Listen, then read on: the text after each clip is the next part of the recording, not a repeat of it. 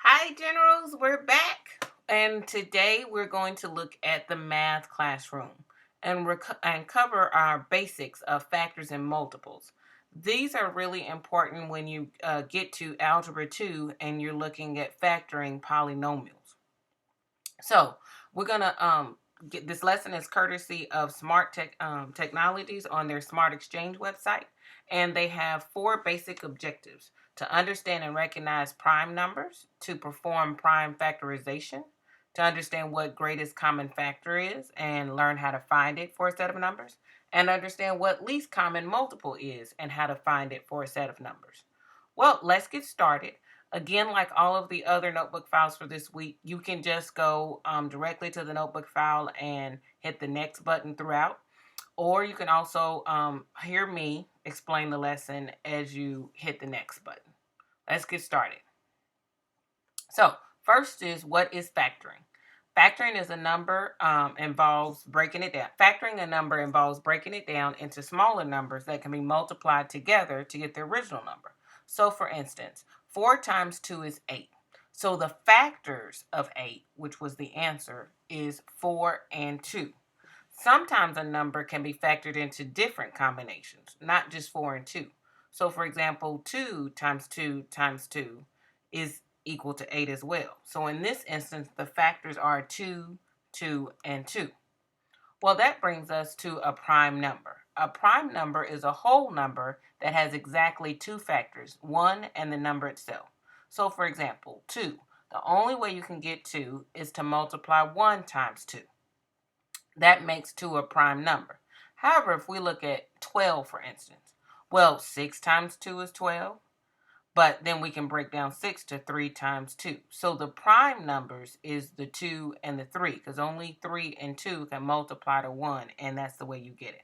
So the number 12 is not a prime number because it has more factors than 1 and itself. So what is a composite number? A composite number is a number that can be broken down into 2 or more factors. So factors of 16 is 1, 2, 4, 8, and 16. So 16 is a composite number. What are composite numbers between 1 and 30? Pause the video as you come up with all of the numbers between 1 and 30 that are composites. Again, more than two numbers multiply to get it. So 4 and 4, 8 and 2, 16 and 1. That's more than one combination to get 16. So what are some other numbers that can have more than one combination? Okay, great job. What is prime factorization? Prime factorization breaks down a number's factors into prime numbers. This can be done using factor trees. So for instance, 24, what two numbers multiply to give me 24? Well, 6 times 4. And then again, 6, what two numbers multiply to give me 6? 3 times 2. And what two numbers multiply to give me 4? 2 times 2. Well, once you have prime numbers, you stop factoring. Again, 2 and 3 are prime factors. So therefore, my prime factorization is 2, 2, 2, 3. Now, no matter how you break up a number, the prime factors will always end up the same. So, for example, here's 56 and also an example of 56. Well, I may have not have thought of 8 times 7, but 28 times 2 gives me 56. Well, I can break down 28 to 14 times 2. And I can break down 14 to 7 times 2. So my prime factors are 2, 2, 2, and 7. Again, these four numbers. But maybe I thought 8 times 7. Well, 8 can be broken down to 4 times 2, and 4 can be broken down to 2 times 2. So again, I still got the same result. So now you try. Use factor trees to break each of these into prime factors. Unpause the video when you're done. Okay, again, because there could be multiple combinations, and I'm sure your teacher has verified and got it right, let's move on to another practice. Use factor trees again to break down these into prime factors. Again, unpause the video when you're done.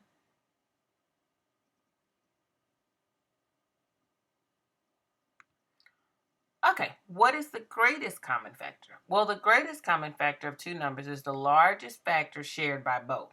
So again, we're looking at two different sets of number, and we're looking at what's the largest number that can divide into both or be the factors in both. So you determine the greatest common factor by calculating all the factors of both numbers and find the largest one, that is the factor of both. Again, we're not talking about prime numbers. We're just talking about two numbers that multiply together to give me that number. So factors of 44 is 1, 2, 4, 11, 22, and 44. Factors of 66 is 1, 2, 3, 11, 22, 33, and 66. So 22 is both in both of the factors, and it's the largest one. So the greatest common factor of 44 and 66 is 22. Now, you practice. Find the greatest common factor of the following pairs: 18 and 24, and then 36 and 54. Again, unpause the video when you're done. Okay, here's some more practice. Again, unpause the video when you're done.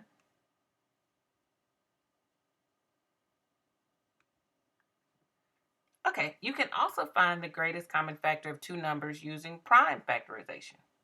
So here is 36 broken into prime factorization and 54 broken into prime factorization. What you do is you go ahead and write them, all the prime factorizations, and then you circle every time you have an exact number. So in this instance, I have a pair of twos, a 2 in this one and a 2 in that one. I have a 3 here and a 3 here, so I circle. I have a 3 here and a 3 here, so I circle. I multiply 2, 3, and 3 together, and that gives me 18, which hence the greatest common factor. Let's practice a little bit using that form. Find the greatest common factor of 8 and 24, as well as 32 and 60, this time using the factor tree method. Okay, now let's do it again with this one.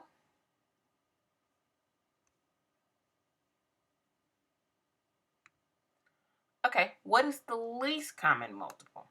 Well, the least common multiple of two numbers is the smallest number, not including 0 or 1, that is a multiple of both. So the least common multiple of two numbers is always larger than either number.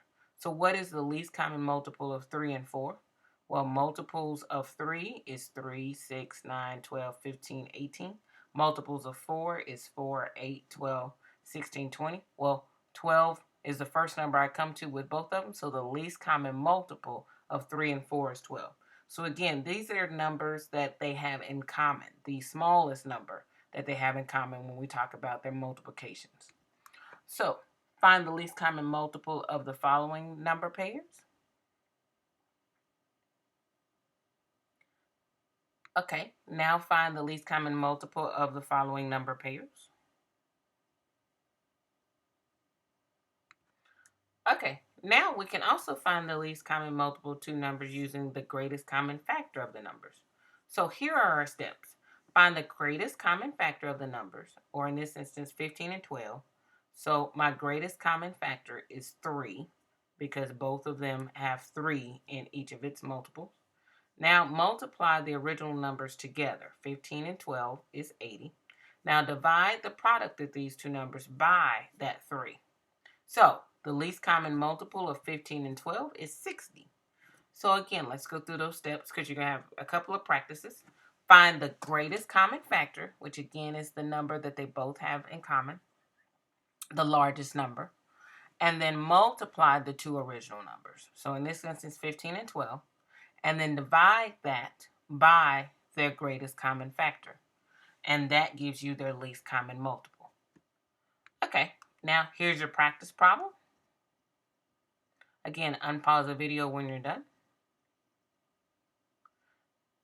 And here's your last practice problem.